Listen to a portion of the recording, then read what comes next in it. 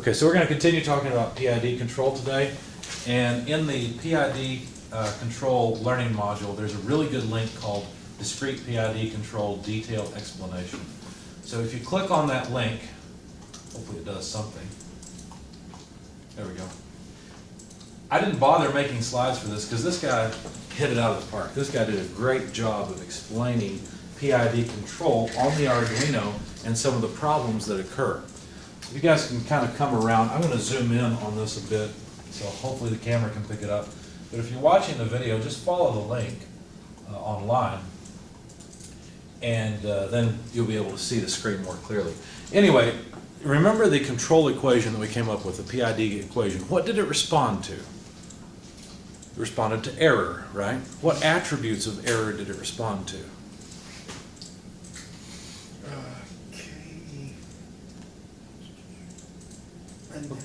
K initial, magnitude, duration. Magnitude of error, right? Good. Duration, what you're saying is how long the error's been around.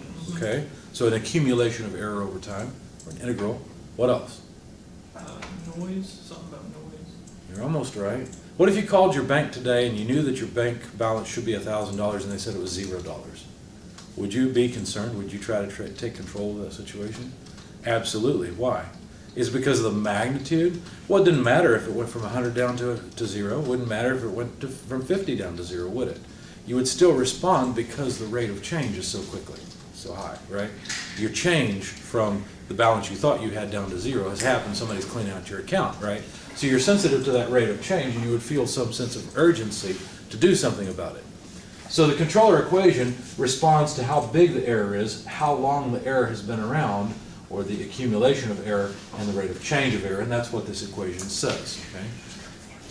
Now the error is just always set point minus input, or the terminology I used last time was set point minus process variable.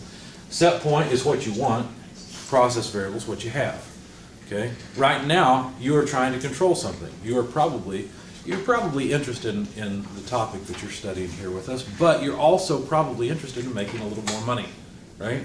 So what are you trying to do? Well, you make this much money right now. You want to make this much money. The difference between those two is error, right? And you're trying to correct that error. Anyway, here's the controller code that this author wrote. He did a pretty good job of it. He did not write it the way I would have quite. He did not use interrupts, which I would use. But there's actually a PID library that he made that you can download and use, and that's what we're going to do. But I want you to understand all the nice things about it and how it works. So let's go through the code in a little bit of detail. We'll take the time to do that. And then on the following pages, he just highlights the lines that have changed, and we can analyze those. So let's start off. He just declares all of his variables, and there's some interesting things he's doing here you've probably not seen. So unsigned long last time. He's declaring a variable called last time. It's unsigned, which means that it won't be negative. It can only be positive. It's long, which declares how many bits, and I don't remember how many that is right now. It doesn't matter. But that declares last time. Last time is something where he's going to keep track of when was the last time we calculated the PID control equation. He declares a double size input, output, and set point. Notice he's declaring 3 variables here all in one line. This is kind of a neat trick. Variables that are related to each other, it's nice to declare them on the same line so that people understand these things kind of go together. It doesn't change anything from the compiler or the Arduino standpoint, but it's kind of nice to do that. Double error sum and last error. These two, you'll see what all these terms are a little bit later. Double, you can guess what KP, KI, and KD that are. Those are the proportional, integral, and derivative gains. And then finally, here's the function called compute. Okay, now this function compute would have to be called whenever he wants the PID equation to be evaluated. And so it would need to be called periodically. In fact, if I were writing this, I would write an interrupt service routine based on the timer that called it ever so often, whenever the timer was done. All right, how long since we last calculated? Well, what he's going to do is he declares a variable called now that is long and unsigned, so it can only be positive, and he just sets it to the value in the millisecond timer. Okay, so he just goes and gets that number and puts it into the variable called now. Then he says, okay, now let's calculate how much time has elapsed since the last time we were here. So he takes the difference between now and last time. Last time, later on, is set to now, so that we can keep track of the last time we were in the routine calculating. Does that make sense? Okay, so that's what he's doing here. Now, notice he's doing something here called typecasting. Anyone ever seen typecasting before? You know what typecasting is, good. What he's doing here is he's saying, okay, now is actually an unsigned long, but once you take the difference here, I want you to turn it into a double, because I want time change to be a double type of variable. So you can typecast things. You have to be careful when you do it, because if you typecast up, where you basically take something smaller like a 250, well, an 8-bit number and typecast it as a 16-bit, no problem. You take a 16-bit and typecast it as an 8-bit, you might end up with strange results, especially if the 16-bit number is greater than what 256 or what 8 bits can hold. Anyway, so he's typecasting up, so it's fine. So he calculates time change. So this is just how much time has elapsed since the last time compute was called and the controller output was calculated. Notice he's preparing to calculate the output. Okay, compute all the error, working error variables. So error itself is set point minus input. Now we've got to assume that somewhere we've got an input signal and it is in the variable input. That's just something that has to be done somewhere else in the code. Okay, and set point would have to be set somewhere again. We'd have to decide, you know, we want to go 70 miles an hour, we need a speedometer that's measuring we're going 60. Okay, that's somewhere else in the code. We don't know where it's at. It doesn't matter right now. We're looking at the workings of the PID control equation. So he calculates essentially the magnitude of the error. And then he calculates the integral of the error. Notice he calls that error sum. He says plus equal. What does that mean? It means error sum equals error sum plus this term. It's just a short way of writing it. So he's accumulating error into the variable called error sum. And all he does is he calculates error times time change. Why would he do that? Because that's the integral, right? If you want an integral term, what does integration do? Well, it takes a variable and multiplies it by a differential amount of time. So this would have to be called frequently so that time change is fairly small, and we would therefore be integrating. This is why I've told you guys before, the integration is a lot like summation, where you're adding an infinite number of small things. He's just continuing to add up over time. He's adding up the error times time change. Okay, so this is an error. Okay. All right, and then he declares a variable called the derivative of error, D-E-R-R. He makes it a double and says it's the difference between the error right now, the error last time, and then divided by time change. Remember, we need a rate here. We need the error change over change in time. And so that's what he's calculated here. So somewhere we'll also have to remember what the last error was. That's done down here later after calculating the PID output. So finally, here we are at the PID equation. Output equals the proportional gain times error plus the integral gain times the error sum, because all this error sum does is add up error over time, and the derivative gain times the rate of change of error. Notice that this derivative of error would actually be sensitive to noise on the signal. Okay? And by the way, I just realized that's one thing he did not address in here is the problem with noise on the derivative term. But anyway, it should work fairly well. So that's how he calculates his output. We have to assume then that output is used somewhere to actually output to the system and control the system. Now I know this won't make a whole lot of sense right now. Just gather as much as you can. You'll probably need to go back and watch this video a few times once you get to the point where you're trying to implement a PID equation. But the nice thing about this is that not only can you see the code and see how it works, you can download the code basically and use it as a library, which is nice. All right, so then he sets things so that next time we come in here, we know how long it's been since last time, and we remember what the error was last time. Now, here's another function where he's setting the tunings so he can set the proportional, integral, and derivative gains. How do you choose those? Well, that has to do with tuning. We'll worry about that a little bit later. Okay? Now, there are a few things that could be better, and he goes through and describes what they are. The first improvement is the sample time.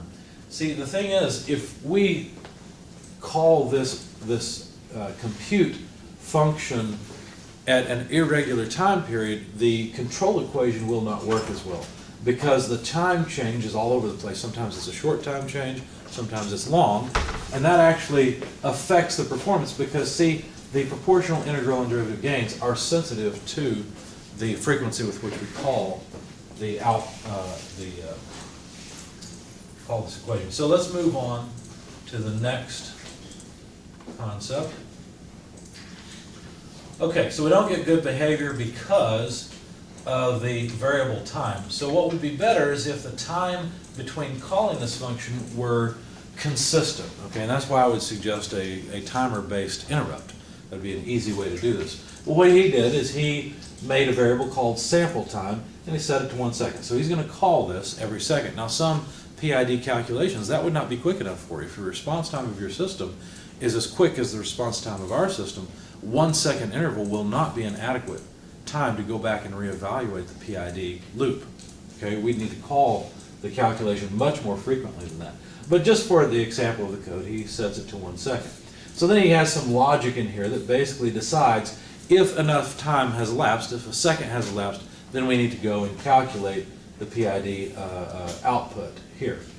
Now, it simplifies things just a little bit because remember, last time the integral term depended on how much time had elapsed, right? We had to take error and multiply it by how much time had elapsed since the last calculation of the PID loop. Now, we don't have to do that. Also, the rate of change of error is not sensitive to the time because that time is always the same. We don't need to worry about dividing it by however much time has elapsed since last time. We can just say that the derivative of the error is error minus last error. We can, because the denominator will always be the exact same. So we can actually put that time, whereas before in the derivative of error we had to divide by time, we can roll that into KD now. In fact, that's what he does down here. He says KD is the gain divided by sample time in seconds. You know, I think there's not a problem here. He says sample time in seconds is the double of sample time and then divides by 1,000.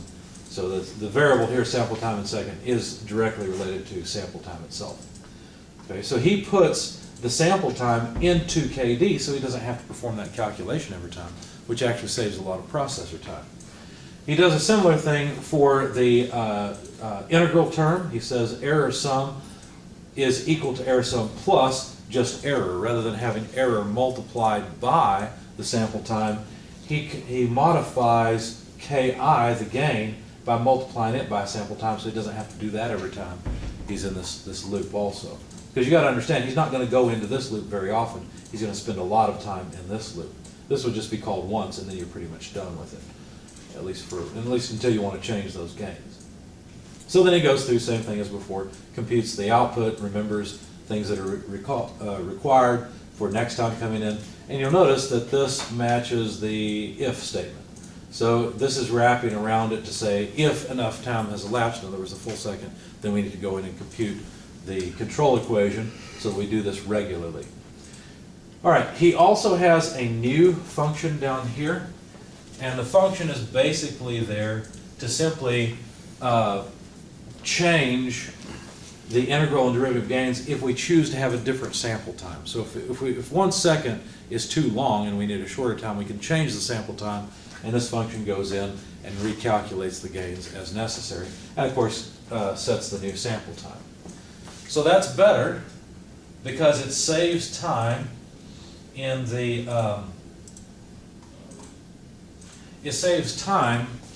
calculation part of the code, and it makes the performance of the control equation more consistent because it's being evaluated on a consistent time basis.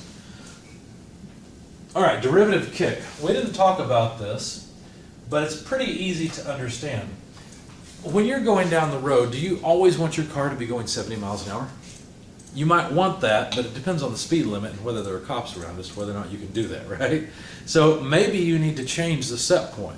Well, would you like it if you're going along and everything seems okay and you just dial in that you're going 60, you want to go 70, and all of a sudden your car doesn't just accelerate nicely, instead you get a hard kick on the gas pedal. You wouldn't like that very much, okay?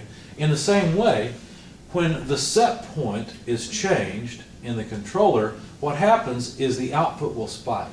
And those spikes can cause serious problems. What will happen is, since the the derivative term is sensitive to error. And error is simply the difference between the set point and the process variable, right? It's where you want to be versus where you are.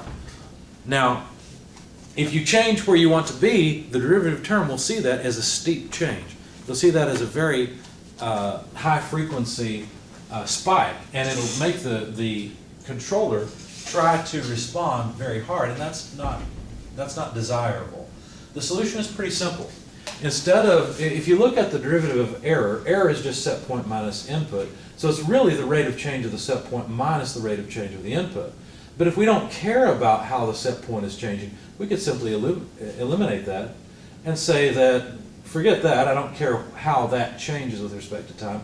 Instead of calculating the error rate of change with respect to time, let's calculate the negative of the input change with respect to time. So how quickly is the input itself changing? In other words, how is the process variable itself changing? Not how is the set point changing with time. If you do that, that will eliminate derivative kick. And so that's what he does here.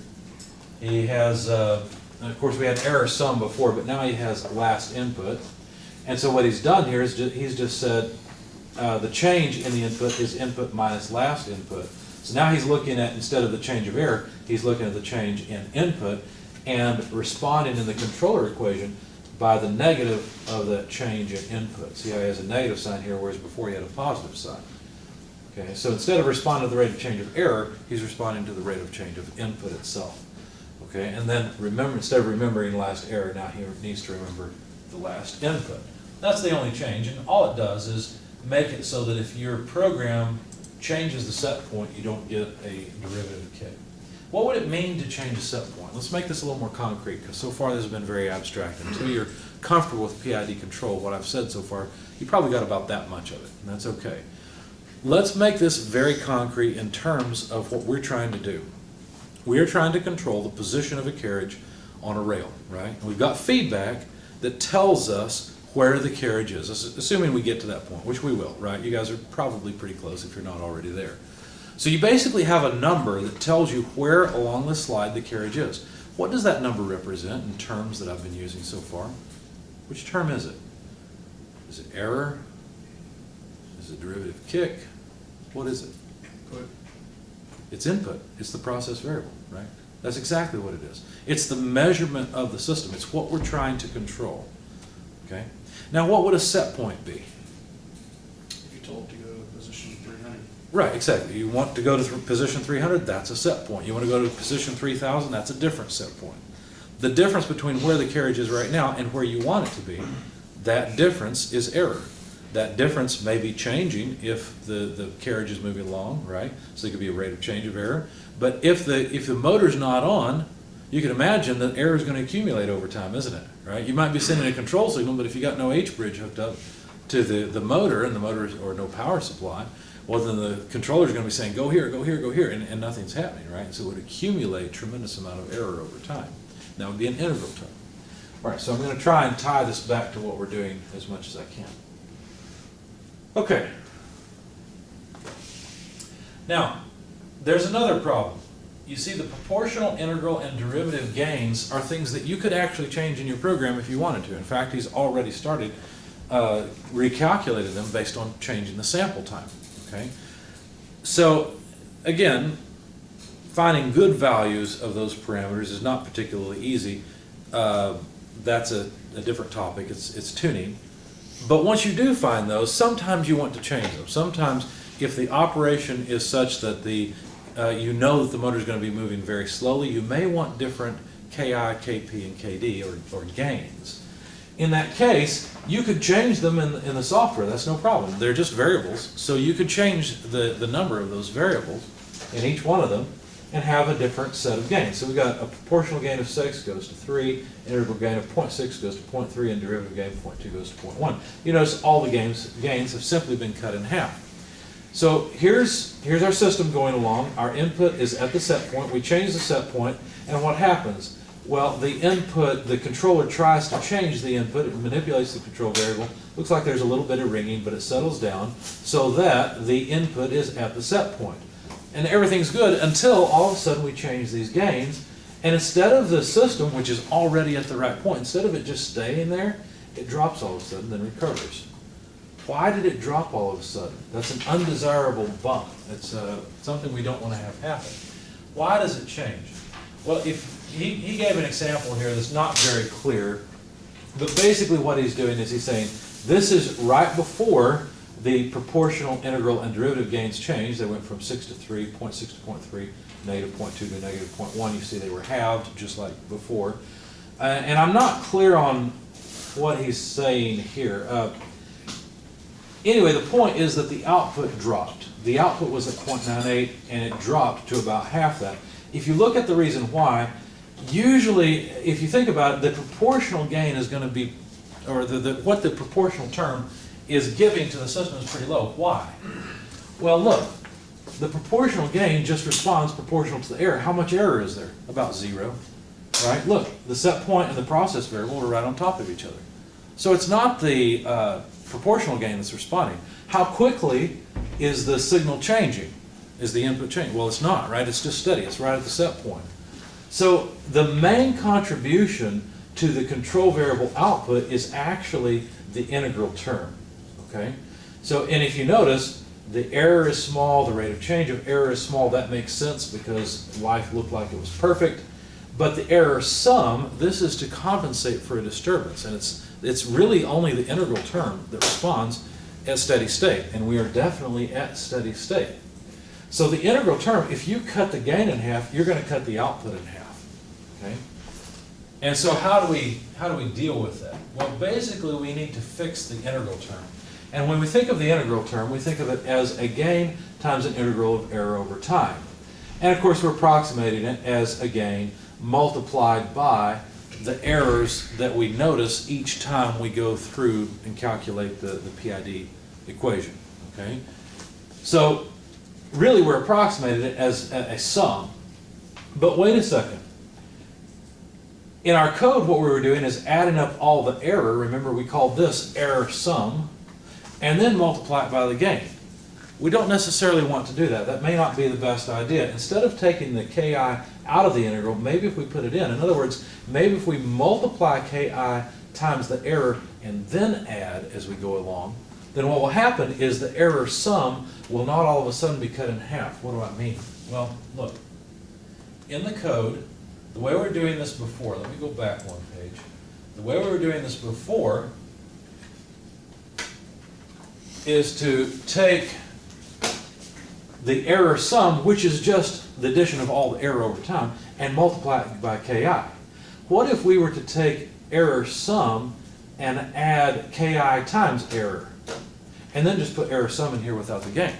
That's basically what he's going to do next, because what that will do is that will remember all of the error that has accumulated over time without changing what's happened in the past. So look, he says the integral term, he's just going to calculate that, is the error times the integral gain. So he just adds that to the term each time.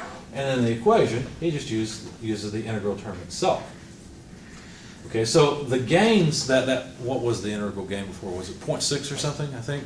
Okay, so 0.6 times whatever the error is continues to be added to the integral term. And then when you get down here, if all of a sudden the integral term has changed, no problem, it just adds a little bit less. We cut the integral gain in half. It just adds a little bit less to the integral term, and this term doesn't change drastically. Before, what happened was the error sum was just a fixed number. The error sum was just a fixed number. If we all of a sudden, so this was contributing primarily to the output. So if all of a sudden we cut this in half, that's going to cut the output in half. You see? So by integrating ki, the gain, times the error, instead of multiplying it after accumulating the error, that makes that avoids the problem we saw with the gains changing. Okay. Again, I know this probably doesn't make a whole lot of sense. Try to gather as much as you can, and don't be afraid to ask questions. Here's something you'll probably recognize: integral windup. Basically, what's happening here is, as I described before, and he has a great example here. He says, look, most of the time the output's going to be a PWM output, and that output can be anywhere from 0 to 255, right? And you guys have dealt with PWM, so you know what I'm talking about. You've PWM controlled a motor. What about if you send 300 to it? Can you? Well, no, you can't, right? It's kind of like you've got a gas pedal, and a gas pedal can be all the way up or all the way down, and that's it. There's nothing else. Well, the PID equation is just a math equation. It has no clue that there are limits to what the output can be. And so if the system's moving along but not moving fast enough in the PID equation's opinion, then it'll just ask it to move faster. So it'll output 300, 400, 500, whatever it thinks it needs to get the motor to respond and do what it wants it to do. But that's not possible. The value is clamped at 255, and of course it's clamped at 0 also. So what ends up happening is the integral is wound up and the system ends up going too fast or too slow for a long period of time to erase the error from the past. So the basic idea is, instead of letting the PID think that it's sending a higher and higher signal, let's just clamp it and make sure that it realizes that it's not sending as high a signal. And so that's what's done here. He says if the integral term is greater than the, no, wait a second, that doesn't make sense. Why did he do it this way? I would have said if the output is at max. Oh, I know why it is. Yeah, out max. Okay, so what he's saying, and I would have done this a little bit differently. I think I would have calculated the output first. Yeah, here's what he says. If output is greater than output max, so we're trying to output to the PWM, for example, and if we try to send it a signal greater than 255, which would be the output max, then the output is just equal to 255. Otherwise, if it's less than the minimum, which is 0, then the output is at the minimum. What is he doing here? It looks like he's checking the integral term, since it is probably, oh, I know what he's doing. He's saying the integral term is frequently the biggest term driving the output. So what he's saying here is, if the integral term is bigger than the maximum output, then it doesn't make sense to try and drive the output that hard. So he just sets the output, or the integral term, to the maximum output of, say, 255, in the case of driving a PWM signal. And same thing for the minimum side. And this is analogous to realizing that your car just can't go any faster if you're going uphill and you've got the gas pedal all the way down. Okay, that's basically what it is. Okay, setting the output limits. This is just where he sets the variable output max and min, and that way you can change them. Let's see, what else? What's interesting here? Another potential problem. Frequently you want to take your car in or out of cruise control, right? You're going down the road. Now let me check the time. Oh, we're doing okay. You're going down the road and you want your car to you want to take over control. Maybe there's traffic or something. Would you want to turn off cruise control and your car all of a sudden start slowing down? No, you don't want that. So what do? Before you turn off cruise control, you probably automatically put your foot on the accelerator and push it down to the point where you can either feel it, because there's play in it, or you push it down far enough where your car just starts to go a little bit faster, and then you turn cruise control off, right? What you're doing there is you're trying to avoid a bump transfer. So what does that mean? Well, that means you don't want the car all of a sudden to slow down and then you have to bring it back up to speed manually. Okay, it works the other way as well, where if you were to turn cruise control back on, if your car did not have bumpless transfer, what it would do is it would go to the output it was outputting before. Okay, and so say you have a disturbance where all of a sudden now you're going downhill, so you take it out of cruise control for some reason. Well, the car was trying to drive the gas pedal as if you were on level ground. If all of a sudden now you're going downhill and you turn cruise control back on, it's going to push the accelerator pedal farther and your car will start to go faster downhill. So you can have a positive bump or a negative bump. How do you avoid that? Well, it's pretty easy. All you really have to do is, when you turn the PID loop off, you just set the output, well, the output will already be set to whatever it was while the PID loop was operating. But when you turn it back on, all you really do is you set the output to whatever you were manually outputting. So it's kind of like it's kind of like your cruise control. When you turn it back on and you're going downhill, it will just see where your gas pedal is right now and start from there, rather than starting from where it was when it was turned off. So that's essentially what he did. He said there's a couple different ways to do this. One way is after you've computed this is just pseudocode essentially, but after you've computed the PID loop, just whatever it set the output to, just ignore it and set the output to 0.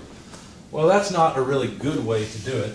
So what he did instead is he included a variable that notes whether you can turn this variable on and off to note whether you're in automatic control or not. Okay, and so he's defined then manual and automatic as 0 and 1, and he uses that to say if we're not in automatic mode, just return. There's no point in computing the PID loop.